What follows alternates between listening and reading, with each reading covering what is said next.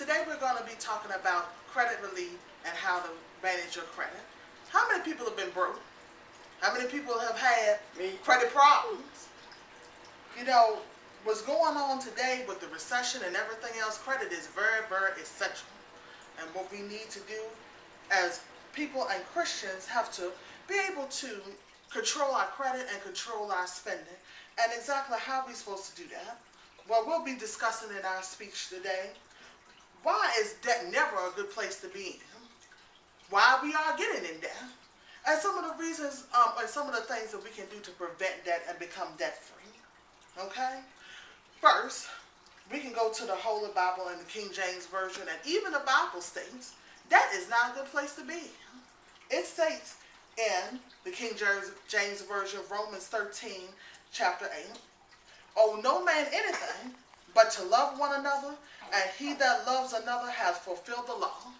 So even the Bible speaks on being in debt and indebtedness, and how you should owe no man, and how you should have your affairs and your debts in order. And not only that, debt has been linked to depression and also to mental illnesses too. And in Sarah Bridges' Debt and Depression Journal article, she wrote how debt and depression are correlated together, and how it's been proven that depression and some other mental illnesses too can be exacerbated by debt problems. Now, why do we go into debt? Debt is caused by numerous things. Tamara Holmes wrote an article, Break Away from Debt, talks about how people get in debt, and most of the time it's for lots of different reasons. We have divorce. People go through divorces, they get in debt because of trying to split differences and split property and monies. Then we have school and education costs. It's been said that the education of America, or educational loan, is the second biggest loan you'll ever get in your life. The car being the least, and your home being the most. And then we have credit card issues. Who else doesn't have credit card debts and credit card problems? These are a lot of the reasons why we get into debt and see ourselves in debt. Now that we know all these things about how we get into debt and why we shouldn't be in debt, what are we supposed to do about it? Okay. One thing, don't use the credit cards. Everybody knows that these credit card companies, they promise you a lot of things, but do not use them into excess.